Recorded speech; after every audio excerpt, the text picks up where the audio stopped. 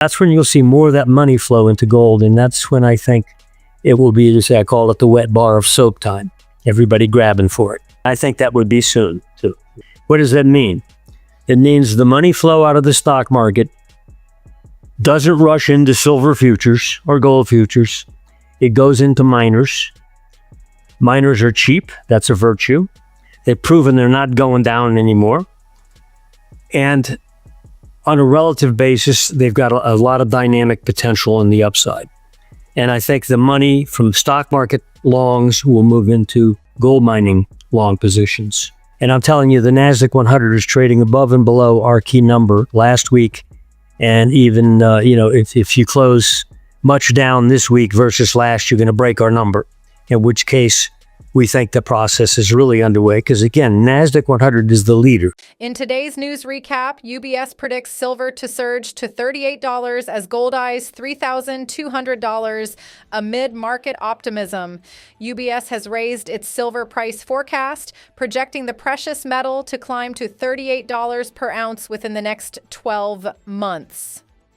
This bullish outlook is driven by expectations of continued momentum in the gold rally and a modest rebound in global industrial production, the Swiss bank stated in a note on Monday. At the same time, UBS reaffirmed its gold forecast, maintaining its projection for the metal to reach $3,000 per ounce by the end of the year. However, the bank also acknowledged the possibility of gold surging even higher under certain macroeconomic conditions. In a risk case scenario, gold could hit $3,100 to $3,200 per ounce, UBS analysts noted. The forecast comes as investors continue to flock to safe haven assets amid economic uncertainties and geopolitical tensions. Gold, which has long been a store of value in volatile times, has seen steady gains in recent months. Meanwhile, silver, often considered both a precious and industrial metal, stands to benefit from increased industrial activity and renewed demand in key sectors. UBS's bullish outlook on both metals suggests that precious metals investors could see substantial gains in 2025. With inflation concerns lingering and central banks continuing their gold purchases, analysts believe that the trend for higher prices remains intact. Market participants will be closely monitoring Federal Reserve policy moves, economic growth indicators, and global geopolitical developments for further cues on the trajectory of gold and silver prices.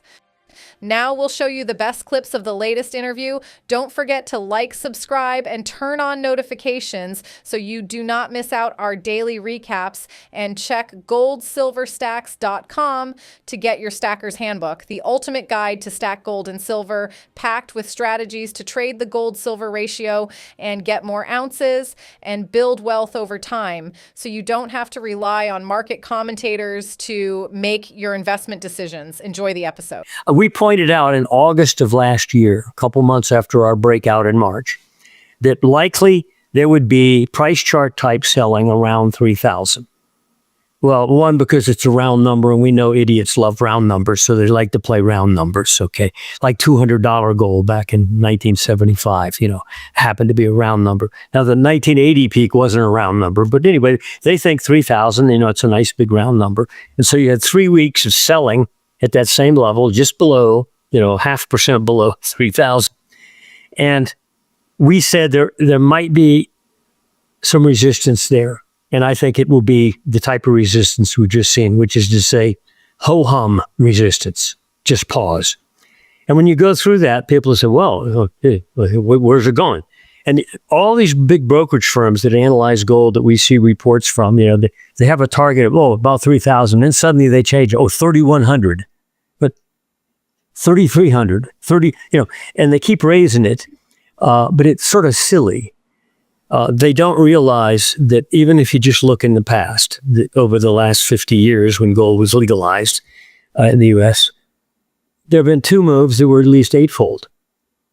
And there were different time durations. One took 3.5 years, 1976 low to 1980.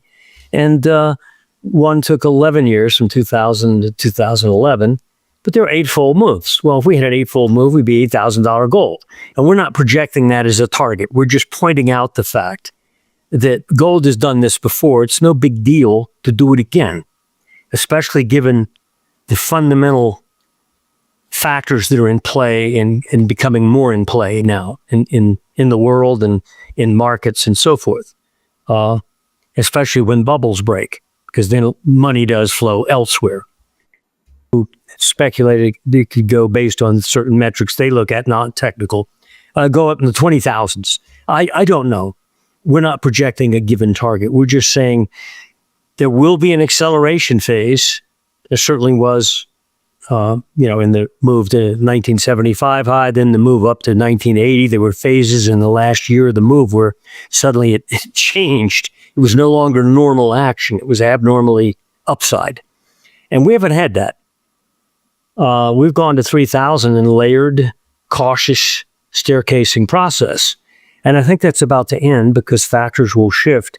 And the main one, again, is the stock market. And we know that the other factor, aside from money flowing out of that market, will be central bank response. In today's news recap, gold prices are forecast to rise another 8% this year. The price of gold has surged more than 40% since the start of January 2024, repeatedly shattering records. Goldman Sachs research forecasts the rally in gold will continue amid demand from central banks. The price of the precious metal is predicted to climb a further 8% to $3,100 a troy ounce by the end of 2025, analyst Lena Thomas writes in the team's report. The team's previous projection was for gold to rise to $2,890. The increased forecast is underpinned by higher than expected demand for gold from central banks, which have been increasing their reserves of the commodity since the freezing of Russian central bank assets in 2022, following Russia's invasion of Ukraine. As well as stronger central bank demand, Goldman Sachs research anticipates a boost to the gold price from increased purchases of gold ETFs as declining interest rates make gold a more attractive investment. Those factors may be somewhat offset by speculators reducing their net long positions on gold in futures markets, which is projected by Goldman Sachs research to weigh on the gold price somewhat. Net long positions are currently very high as concerns of sustained tariffs from the Trump administration drive investors towards safe haven assets, including gold. But continued uncertainty, whether it's about tariffs, geopolitical risk, or fears about high government borrowing, could also push speculators to increase their long positions in gold. This scenario would drive the gold price as high as $3,300 per troy ounce by the end of 2025, Thomas writes in the report.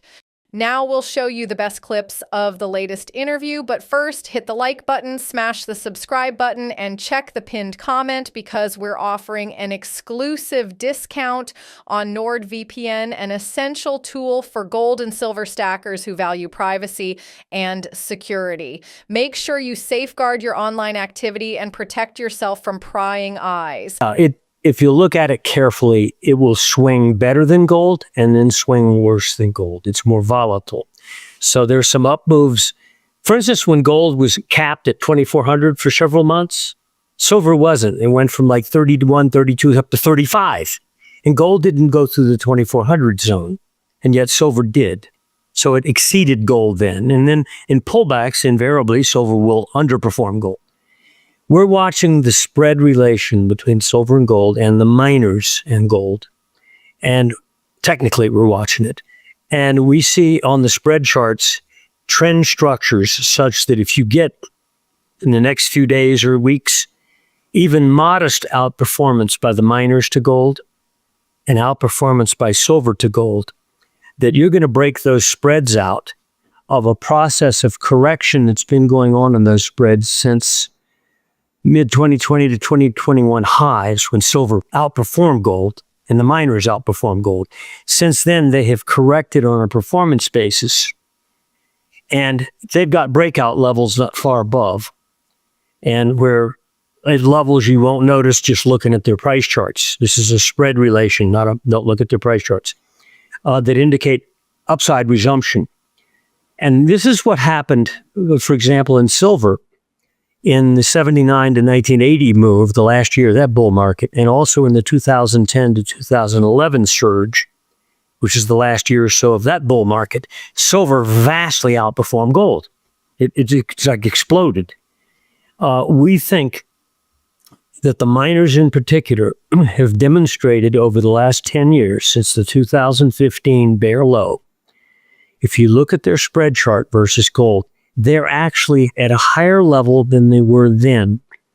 Now, it's still at a very low range historically of the miners versus gold compared to where they were, for example, back in prior to 2009. They were much higher relative levels.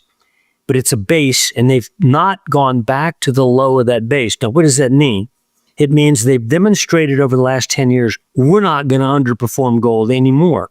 And sure enough, that spread relation, if you take the current reading of the spread, it's higher than it was at the 2015 bear low. So their underperformance to gold ended then. And since then, yes, they've gone range bound in performance to gold, up and down, but what you call a par performance. But they're actually higher net price-wise, measuring from the 2015 low to their current price than gold is relative. For instance, XAU index as of last week's close was 3 times its low of 2015, whereas gold is 2.7 times its low in 2015. So actually XAU index, which is still at very low levels in relation to gold, is been outperforming gold. Minor amount, but outperforming. Nobody would believe that. They think, oh, it's underperforming. The question is, if you could break it out of this basing pattern on the spread, we think gold miners could triple their current relative performance to gold over the next year or so. In other words, if we enter an acceleration phase in the net price of the monetary metals, we think we're also going to see silver outpace gold. You get up to more or less normal levels, like 2% of gold, whereas right now it's 1.12% of gold, which means a doubling in its value to gold. And the gold miners, we can give you an example, gold mining, the XAU versus gold is like about 5.5% of the price of gold. You go back to the 1980s through 2006, 2008, its low spread rating was 17.5%. It had been in a range between 17.5% and 35% of the price of gold, and it collapsed in 2015 to 4% of the price of gold. That's like free, okay? I mean, it's not going to zero, okay? And it's now 5.5%, so it's higher than it was then. But if you take it from its current level and run up to the bottom side of that multi-decade relative performance and bump the floor, the old floor, it's a tripling in the current value of the miners relative to gold. And we think that is very realistic. What do you think of Michael Oliver's outlook? Do you agree with his call for a NASDAQ top and an accelerated rise in gold and silver? Let us know your thoughts. Post your own price predictions for gold and silver in the comments section down below. Are you expecting a surge, a steady climb, or something entirely different? We'd love to hear your take. Now watch this video right here because it's a perfect fit for you, and I'll see you on the other side.